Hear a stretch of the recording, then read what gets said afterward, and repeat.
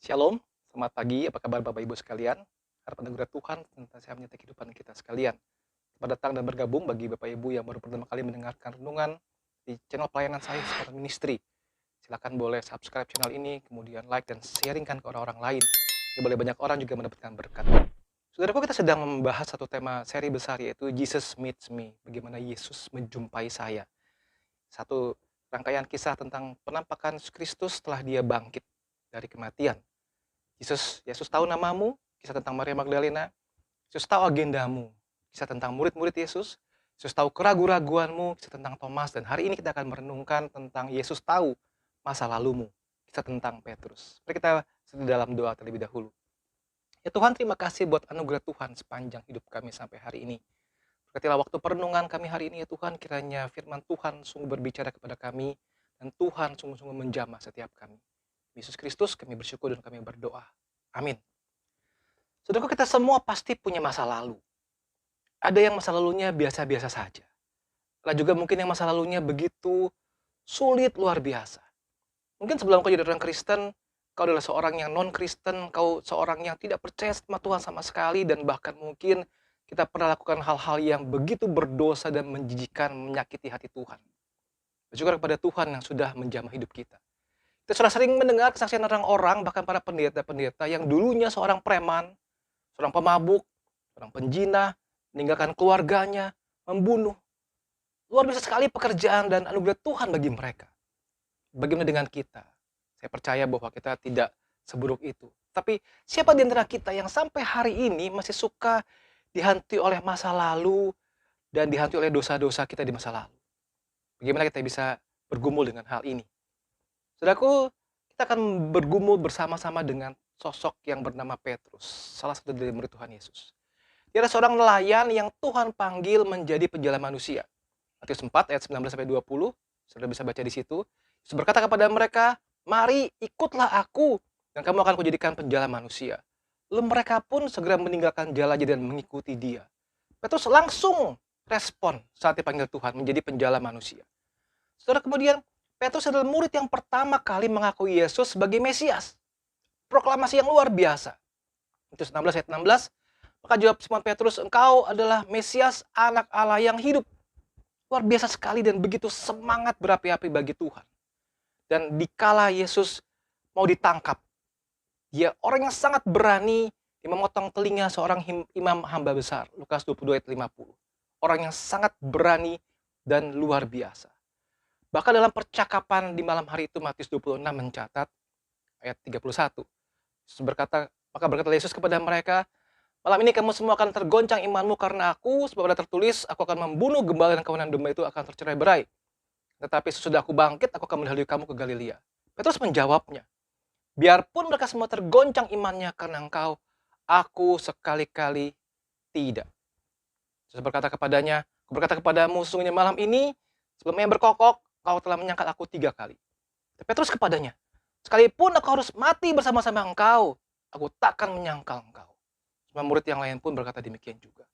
Begitu berani komitmennya. Aku sekali-kali tidak akan menyangkal engkau. Sudah tahu kisah selanjutnya bukan? Berapa jam kemudian, krisis yang sangat mengancam hidup Petrus antara hidup atau mati. Apakah itu? Matius 26, ayat 69 sampai ayat 75. Saudara silakan baca bagian itu. Ada 3 kesempatan orang bertanya, "Engkau juga selalu bersama-sama dengan Yesus orang Galilea itu?" Kemudian, "Orang ini bersama-sama dengan Yesus orang Nazaret itu?" Dan yang terakhir, orang berkata, "Pasti engkau juga salah seorang dari mereka." Itu nyata dari bahasamu. Dan 3 kali pula Yesus berkata, "Aku tidak tahu apa yang kau maksud. Aku tidak kenal orang itu. Aku tidak kenal orang itu." Dan ia berkokok. Terus keluar dan menangis dengan sedihnya. Saudara, apa yang terjadi dengan Petrus, saudara? Orang yang sangat berapi-api, berani sekali, bahkan berani mati dengan memotong telinga hamba yang besar. Tapi pada saat 3 kali kesempatan orang bertanya, apakah pertanyaan itu mengancam hidupnya? Dan 3 kali itu pula, Petrus berkata, "Aku tidak kenal orang itu." Dia menyangkal Yesus. Mana Petrus yang berani? Mana Petrus yang punya komitmen yang tinggi bagi Tuhan? Ada sebuah kutipan yang berkata begini, "A person's true character is often revealed in times of crisis or temptation. Make sure that you have what it takes to be your best in such time. Luar biasa.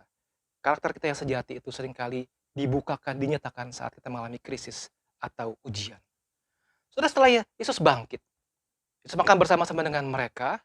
Jadi, momen itulah, saudara, Yesus bertemu dengan Petrus. Bayangkan kalau kita menjadi Petrus, saudara ya. Setelah kita menyangkal Yesus, kita pasti rasa susah hati dan sedih. Kita lihat dari jauh Yesus disalibkan, Yesus mati. Lalu pagi hari itu, para wanita datang memberitahu bahwa Yesus bangkit. Kita merasa, wah, dia bangkit. Senang sekali mau bertemu dengan Yesus yang bangkit, katanya. Kemudian melihat kubur kosong, kemudian ada satu pertemuan dalam rumah itu, Yesus tiba-tiba masuk, menunjukkan dirinya bahwa dia hidup. Apa kira-kira perasaan Petrus, saudara? Dia pasti susah hati kan ya. Waduh, saya sudah nyangkal dia nih. Sekarang Yesus bangkit. Duh, mau minta maaf, kok ya ragu. Kami minta maaf, kok ya susah. Susah sekali karena barusan menyangkal Yesus beberapa waktu yang lalu. Dan Yesus tidak menggubris itu. Yesus tidak membahas tema itu dalam 2 pertemuan bersama dengan para murid. Dan di pertemuan inilah, setelah saya makan, Yesus berbicara kepada Simon Petrus. Saudara lihat ayatnya dari Yohanes pasal 21 ayat 15 sampai ayat yang ke-19. Saya akan tampilkan ayat ini, saya tidak akan bahas satu persatu. Ininya begini, saudara. Yesus bertanya 3 kali kepada Simon Petrus, apakah engkau mengasihi aku lebih daripada mereka ini? Apakah engkau mengasihi aku lebih daripada mereka ini? Apakah engkau mengasihi aku lebih daripada mereka ini? Coba kita refleksikan kira-kira apa yang dalam hati dan pikiran Petrus. Saudara, Yesus tahu hati Petrus. Yesus tahu masa lalu Petrus. Yesus tahu masa depan Petrus. Yesus berkata, gembalakanlah domba-dombaku. Yesus tidak bisa dibohongi. Petrus juga tidak bisa membohongi Yesus dengan berkata yang manis-manis saja. Itu dia berkata, aku mengasihimu Tuhan, aku mengasihimu, aku mengasihimu. Saya percaya itu lahir dari lubuk hati yang terdalam. Dengan susah payah dia bisa berkata, aku mengasihimu. Karena dia tahu masa lalu dia begitu sulit, luar biasa. Dan Tuhan berkata, gembalakanlah domba-dombaku. Begitu dengan Anda. Yesus tahu hatimu, Yesus tahu masa lalumu yang kelam itu, dan Yesus tahu masa depanmu. Sebuah kutipan bilang begini, your past sins or wrongs done to you no longer define you. God doesn't see you through the lens of your past. Allah tidak melihatmu dari kacamata, dari lensa masa lalumu, dosa-dosamu, dan semua pelanggaran-pelanggaran. Saudara, puji Tuhan karena Tuhan bukan Allah yang pendendam kepada kita. Bagaimana cara kita datang kepada Tuhan? Jika engkau masih di dalam satu pergumulan masa lalu dan dosa-dosamu, saudara. Beberapa hal yang perlu kita perhatikan. Yang pertama, datang kepada Tuhan dengan sikap terbuka, jujur, akui semua dosa yang belum diakui. Minta Tuhan mengungkapkan hati kita. Mazmur 139 ayat 23 dan 24.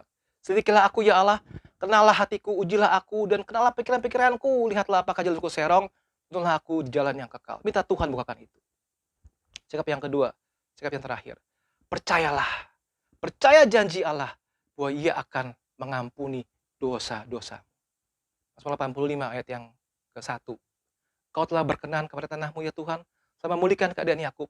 Kau telah mengampuni kesalahan umatmu, telah menutupi segala dosa mereka. Kau telah menyurutkan segala gemasmu, telah meredakan murkamu yang menyala-nyala. Perjanjian baru 1 Yohanes 1:9 berkata begini, jika kita mengaku dosa kita, maka Ia adalah setia dan adil, sehingga Ia akan mengampuni segala dosa kita dan menyucikan kita dari segala kejahatan. Puji Tuhan, puji Tuhan. Yesus akan mengampuni dosa kita, menyucikan kita dari segala kejahatan. Jika muncul lagi perasaan itu, jika iblis mendakwamu lagi dengan masa lalumu yang begitu kelam, tolak itu dan ingat janji Tuhan. Kita mengaku dosa kita, Ia adalah setia dan adil, yang mengampuni segala dosa kita dan menyucikan kita dari segala kejahatan. Saudara, what a great grace and blessing from God. Sungguh-sungguh anugerah Tuhan yang besar, berkat yang besar dari Tuhan bagi kita. Yang membuka tangannya, yang menerima kita orang yang berdosa. Sekarang pandang ke depan. Yesus tahu masa lalumu. Yesus tahu masa depanmu. Dan serahkanlah hidupmu kepada Tuhan. Tuhan menolong kita sekalian. Tuhan memberkati.